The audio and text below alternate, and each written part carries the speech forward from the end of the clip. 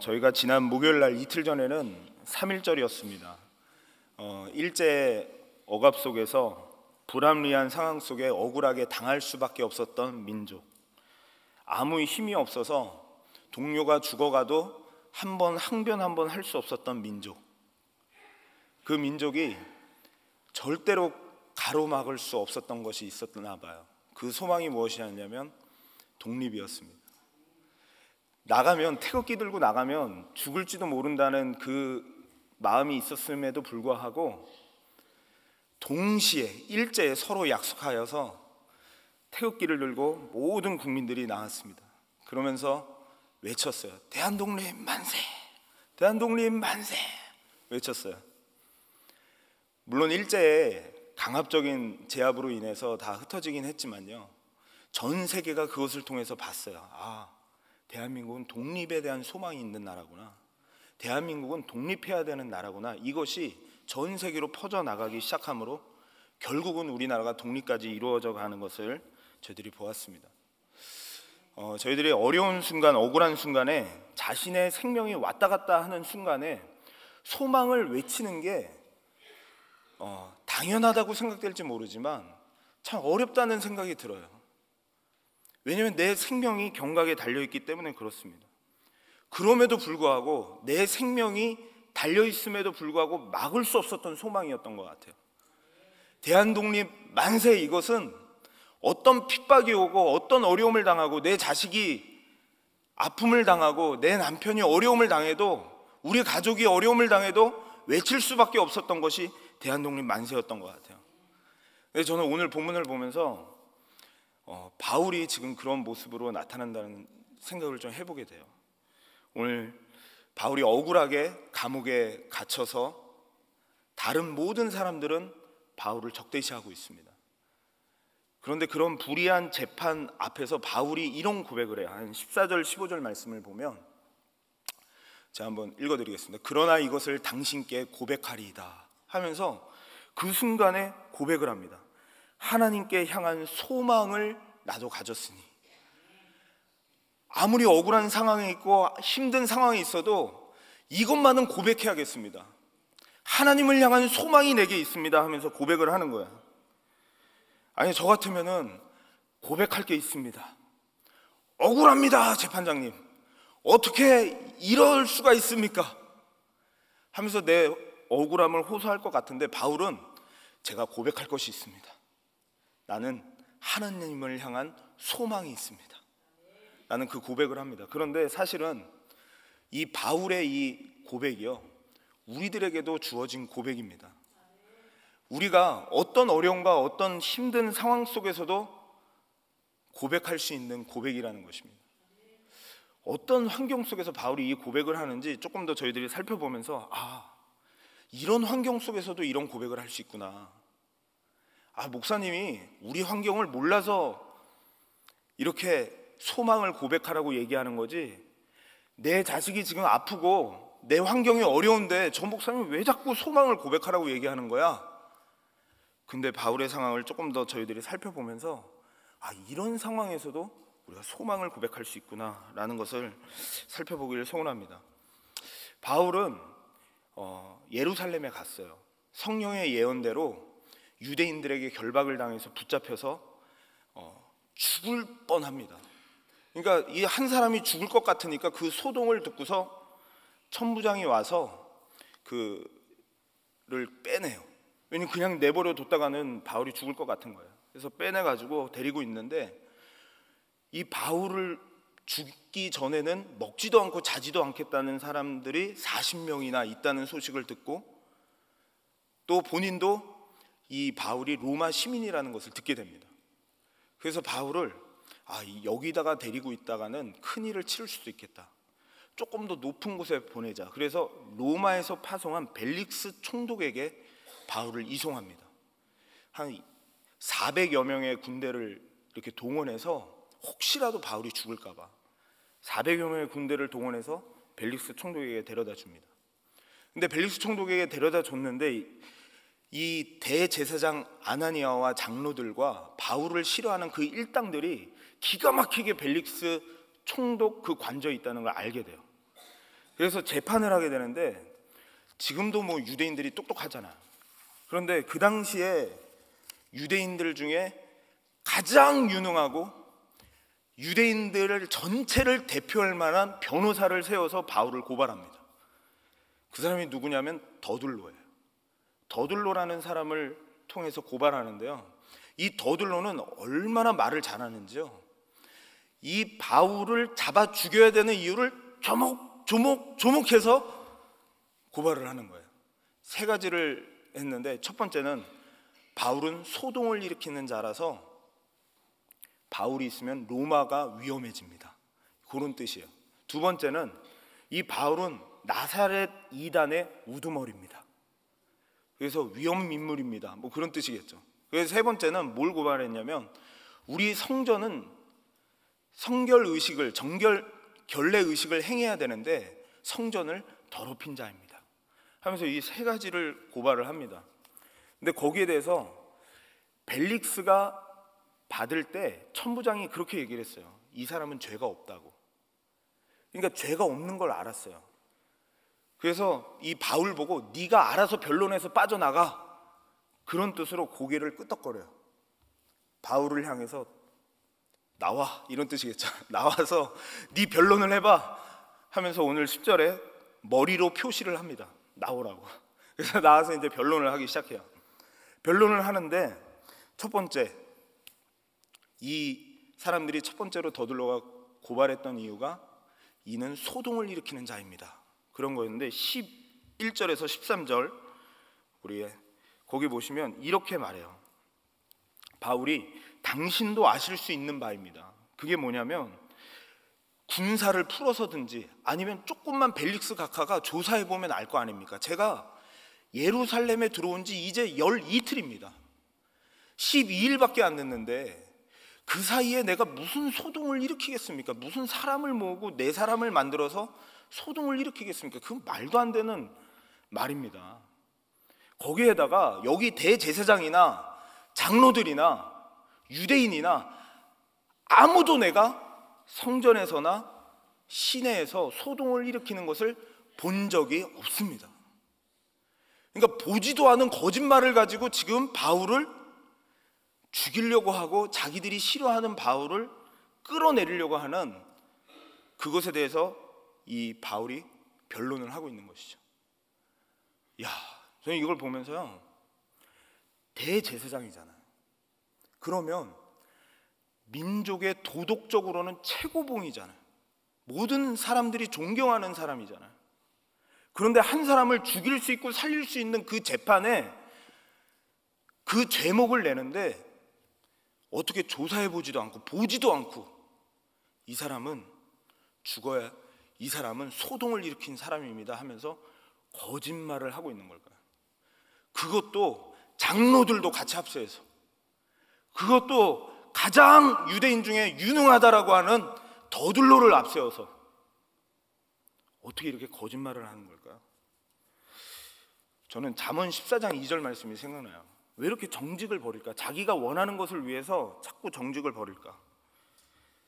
정직하게 행하는 자는 여호와를 경외하여도 패역하게 행하는 자는 여호와를 경멸하느니라 라고 했는데, 정말 제사장과 이 장로들은 여호와를 경외하는 자들이 아니었구나,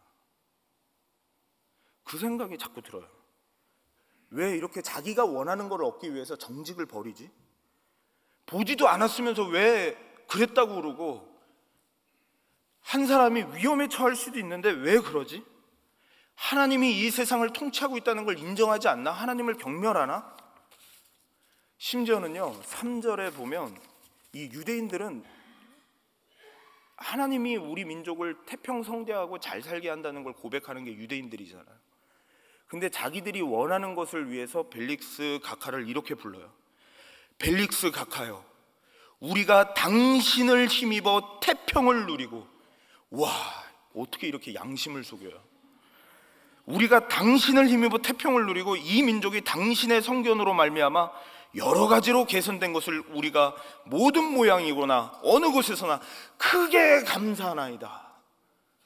자기가 원하는 것을 위하여서 양심도 팔아먹고 정직도 팔아먹고 정말 그런 재판을 지금 바울이 받고 있는 것이죠. 그런데 거기에다 대고 바울이 야, 네가 대제사장이야? 네가 장로야? 하면서 말하지 않아요. 바울이 계속하여 변론을 해나갑니다. 그러면서 그런 환경 속에 자신의 고백을 해요. 두 번째 변론을 하는데요, 이는 나사렛 우두머리다 라는 것에 대한 고백으로 14절에서 16절까지 고백을 하는데, 우리 같이 한번 읽어보도록 하겠습니다. 시작. 당신께 고백하리. 나는 그들이 이단이라는 도를 따라 조상의 하나님을 율법과 선지자들의 글에 기록된 것을 다 믿으며 그들이 기다리는 바 하나님께 향한 소망을 나도 가졌으니 곧 의인과 악인의 부활이 있으리라 함이니이다. 이것으로 말미암아 나도 하나님과 사람에 대하여 항상 양심의 거리낌이 없기를 힘쓰나이다. 정직하지 않은 그들을 향하여서 바울이 억울할 수도 있는데, 그리고 본 것도 없고 물증도 없고 인증도 없고 아무것도 없는데, 그들을 향하여 바울은 그저 신앙 고백을 합니다. 내 고백은 부활, 악인과 의인이 같이 부활하는 그 부활에 있습니다.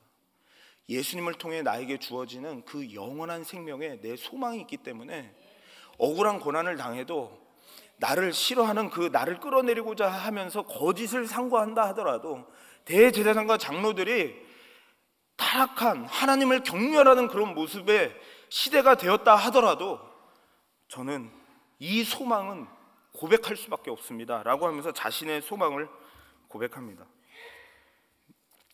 거기에 보시면은 이제 15절에 이런 말씀이 있어요. 하나님을 향한 내 소망을 가졌으니 그러면서 의인과 악인의 부활이 있으리라 함이니이다 라고 하면서요, 제 성경에는 옆에 다니엘서 12장 2절이라고 이렇게 적혀져 있어요.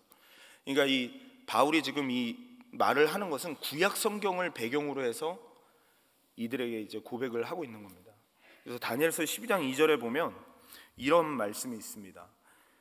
땅의 티끌 가운데서 자는 자 중에 많은 사람이 깨어나는데, 죽은 사람들이 깨어나게 되는데 영생을 받는 자도 있고, 그리고 수치를 당하여 영원히 부끄러움에 당할 자도 있을 것이며 라고 얘기합니다.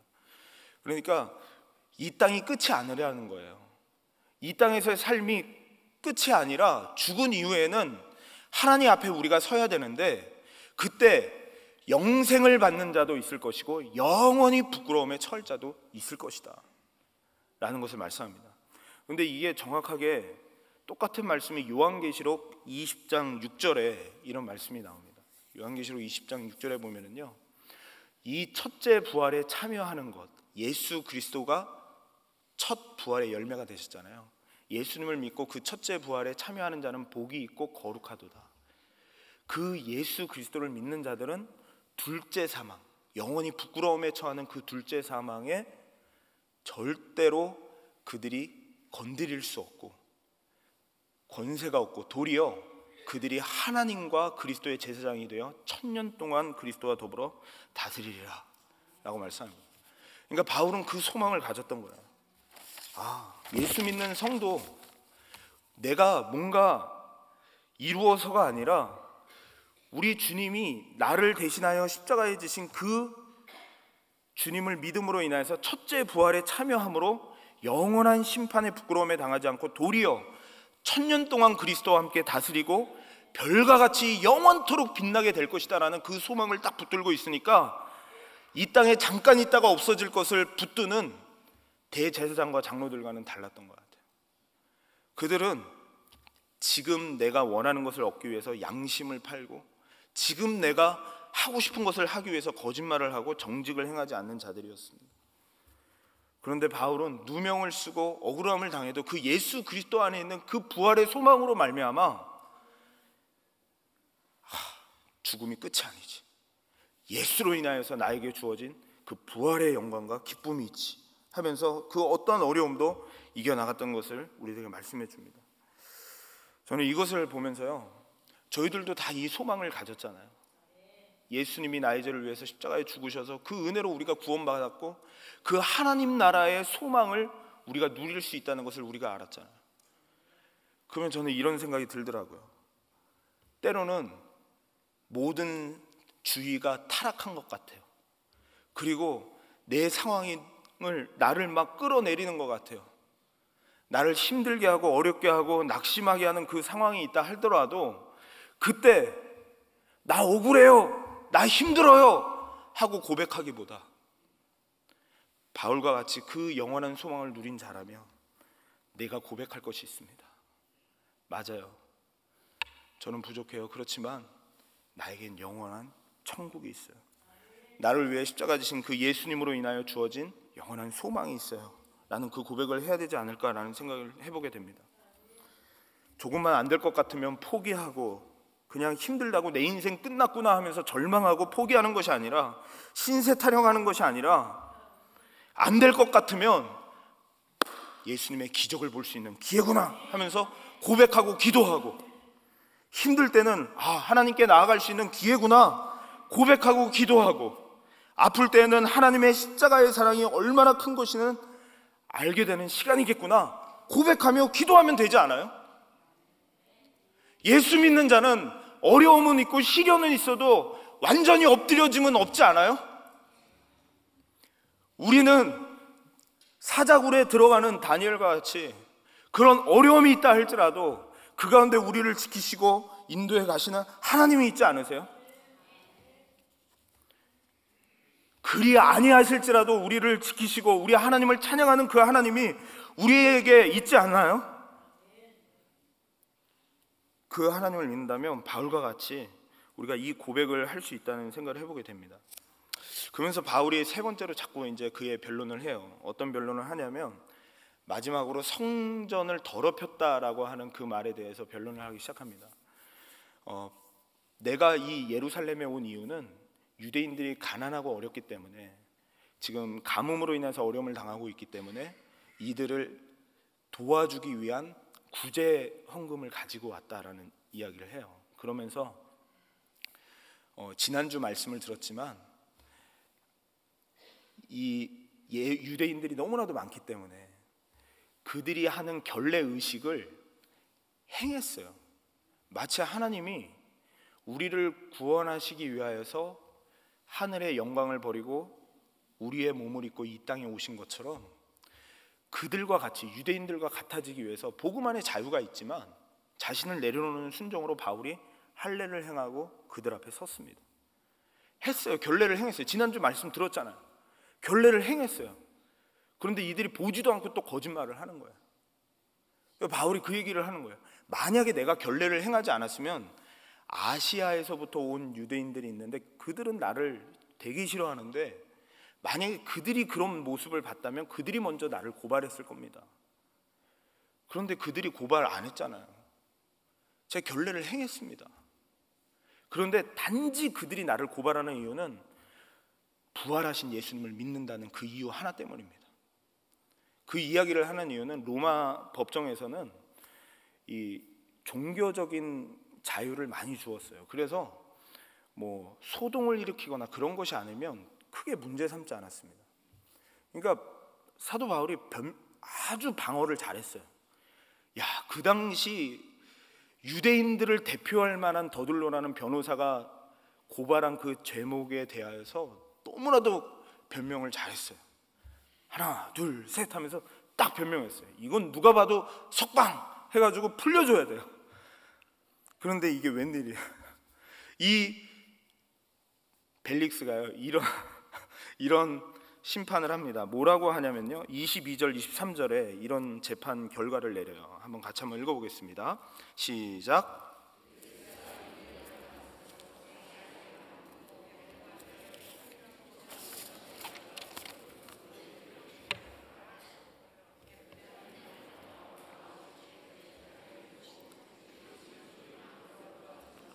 그만하지만 요거 구절을 자세히 보시면은요, 어떻게 보면 벨릭스가 바울에게 자유도 주고 이렇게 좋은 일을 행한 것 같지만요, 사실 말이 안 되는 말이에요. 왜냐하면 벨릭스가 이 도에 대해서 자세히 안다는 것은 24절에 보면 그의 아내가 유대인이었어요. 그러니까 그의 아내가 유대인이었으니까 그 이야기를 아마 들었겠죠. 그런 이야기를 들으면서 자세히 아는 거예요. 어느 정도 알고 있는 거예요. 그런데 연기를 했어요. 재판을. 왜 연기했냐면 천부장 루시아가 내려오면 같이 상의를 하겠대요. 근데 천부장 루시아한테 바울이 받을 때 뭐라고 받았냐면 이 사람은 죄가 없습니다 하면서 받았거든요. 말이 안 되는 거예요. 자기가 이 재판을 하기 싫다는 거예요. 근데 자세히 보면 왜 재판을 연기했냐면요, 26절에 여기 앞에 보시면 이제 성경 구절이 나오는데, 동시에 또 바울에게 돈을 받을까 바라는 거로 더 자주 불러 같이 이야기하더라. 이게 뭐냐면요, 바울이 여기 왔던 이야기를 세 번째 변론하면서 얘기했잖아요. 이스라엘이 지금 가뭄이니까 내가 구제 헌금을 가지고 왔다는 이야기를 들었잖아요. 그때 이 벨릭스가 돈 냄새를 맡은 거예요. 야, 기가 막혀요. 참 이렇게 사람은 참 죽을 위험에서 정말 이렇게 어떻게든지 이렇게 자기를 방어하고 있는데 거기서도 돈 냄새를 맡아요. 그 순수한 순간에. 그러니까요, 정치계도 타락했죠. 정직하게 공정하게 재판해야 되는 재판관도 돈 냄새를 맡고 판결을 굽는 상황이죠. 대제사장과 장로들도 여호와를 경멸하듯이 거짓을 고하며 자기가 원하는 것을 누리길 원하는 모습을 보죠. 그런 답답하고 어디를 봐도 소망이 없어 보여요. 소망이라는 고백을 한다는 것 자체가 너무 이상해요. 막 따지고 싶고 화내고 싶고 그냥 막 소리라도 지르고 싶고. 그런데 바울은 내가 고백할 게 있습니다. 하나님께 향한 그 소망이 내게 있습니다 라고 하면서 그 고백을 하는 것이죠. 근데 사실은 이 바울의 재판을 보면서 예수님의 재판과 너무 비슷하다는 생각 안 하셨어요? 예수님도 유대인들에 의해서 결박당해서 뺨을 맞으시고 침뱉음을 당하셨어요. 그리고 헤롯에게 건네졌다가 빌라도 총독에게 넘겨졌습니다. 근데 뭐 제목을 찾아보니까 찾아볼 수가 없잖아요. 그래서 조금이라도 채찍을 가하고 힘들게 하면은 사람들이 풀릴까 해서 채찍을 가합니다. 막 피투성이가 되죠. 그러고서 예수님을 여기에 세워놓고 그 당시 가장 죄질이 나쁜 바나바를 옆에다 세웁니다. 그리고 사람들한테 물어봐요. 누구를 풀어줄까? 아무 죄 없는 예수를 풀어줄까? 아니면 바나바를 풀어줄까? 자기들한테 실질적으로 피해를 주고 나쁜 행동을 했던 사람이에요. 그런데 왜곡된 자기들의 알지도 못하고 거짓된 그런 정보를 가지고 예수를 죽이려고 하는 그 유대인들, 그리고 어떻게든지 자기의 피해를 보지 않고 자기를 위해서 재판을 굳게 하려고 하는 빌라도, 그 가운데 현실만을 바라보고 현실에서 내 이익을 위하고 현실에서 내가 잘 되길 원하는 그들이 막 외치기 시작해요.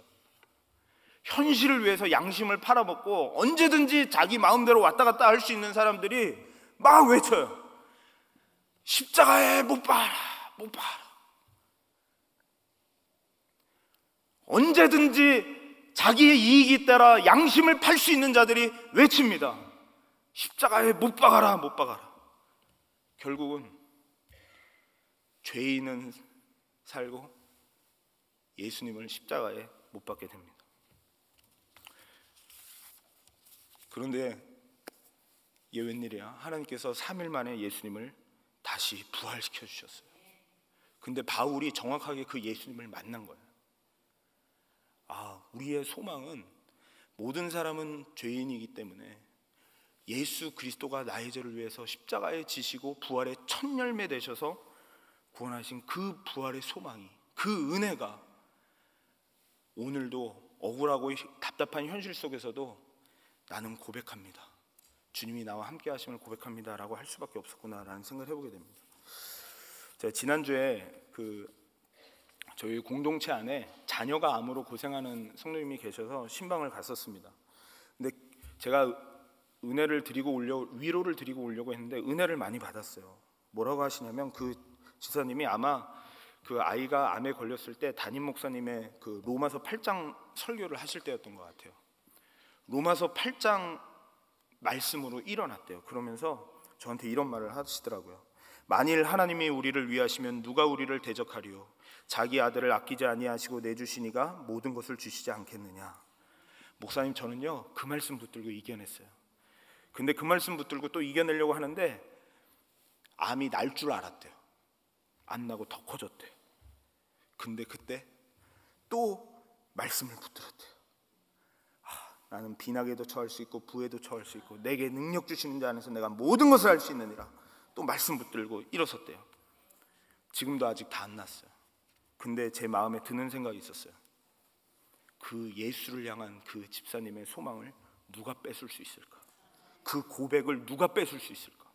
환난이나 적신이나 칼이나 위협도 천사들이나 권세자들이나 장래일이나 현실이나 능력이나 어떤 피조물도 그 소망의 고백은 끊을 수 없겠구나. 야, 이게 우리 믿음의 성도들의 고백 아니겠어요?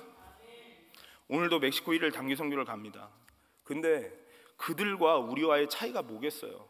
삶의 질적으로 우리가 조금 더 나은 것은 있을지 모르지만 아픈 것도 똑같이 겪고 삶의 어려움도 똑같은 거 아니겠어요? 정말 가시는 분들 한 분 한 분 뜯어보면 아픔과 힘든 어려운 상황 속에 있는 분들도 너무나도 많아요. 그런데 우리가 가서 뭘 하겠어요? 뭘 주고 오겠습니까? 그럼에도 불구하고 우리의 소망은 예수님이십니다. 그거 증거하러 가는 거잖아요. 힘들지 않다는 게 아니에요. 어렵지 않다는 게 아니에요. 그래도 불구하고 우리가 오늘도 우리를 위하여 십자가 지시고 부활하신 그 주님을 소망하는 자라면 희망, 소망을 같이 고백하지 않으실래요? 그냥 막 절망하고 좌절을 하실 거예요? 같이 소망을 고백하며 바울과 같이 양심을 지키고 믿음으로 말씀 붙들고 승리하는 저희들 될 수 있기를 소망합니다. 우리 같이 하나님 찬양하도록 하겠습니다. 무엇이 변치 않아 내 소망이 되며, 이 찬송하면서 같이 기도하기를 소원합니다. 힘들고 아픈 순간에도 우리가 고백할 수밖에 없는 것이 우리 주님이 나를 위해 십자가 지시고 부활의 첫 열매 되셔서 오늘도 그 말씀을 붙들고 살아갈 수 있는 은혜를 우리에게 주신 줄 믿고 감사를 드립니다. 정말 이 세상에 다른 것은 다 양심을 팔고요, 자기 자신의 이익을 위해서 살아가요. 정말 재판을 돈 냄새를 맡고 굽히는 세상입니다. 그럼에도 불구하고요, 하늘의 소망을 가지고 이 바울은 양심껏 고백을 했어요. 저는 우리 주님만을 고백합니다. 내가 배고파고 헐벗고 매맞고 어려움을 당해도요, 고백할 수 있는 것은 주님밖에 없습니다 라는 그 고백을 했습니다.